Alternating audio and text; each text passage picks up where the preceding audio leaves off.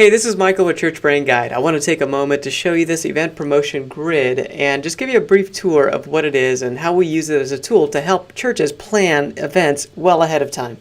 As you can see, I'm going to zoom in here a little bit. There's on the left, we have these tier systems that have the events listed in it. So over here, we can kind of see that there's the tier 1, tier 2, 3, and 4. The basic premise is that tier 1 are the big events where we're going to be able to put all the resources that we have towards those events. Tier 2 gets a little bit less of those resources, but they're also important events for the church that allow people to connect into family here at the church. So they're important. We want to put a lot of resources towards these events.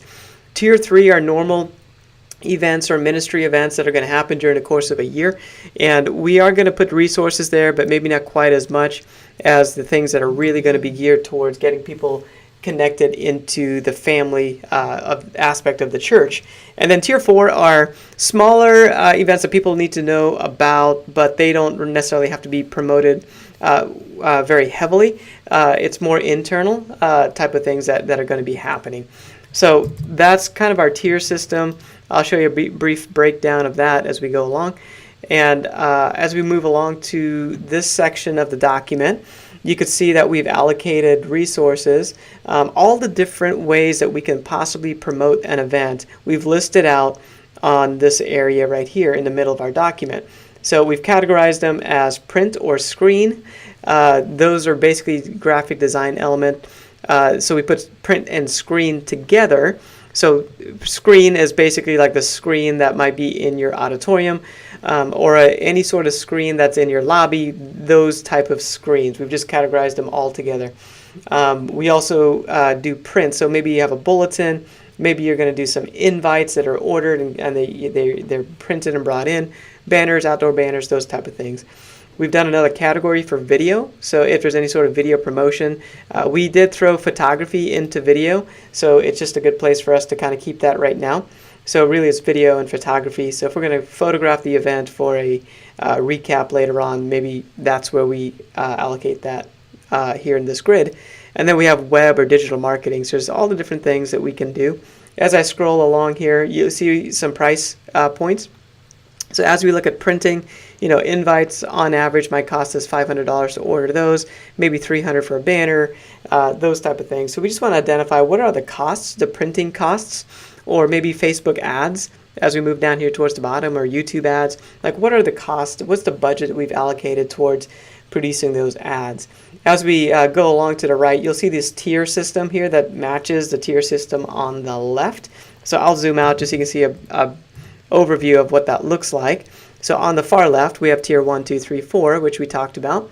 And then on the right-hand side, we have tier 1, 2, 3, 4.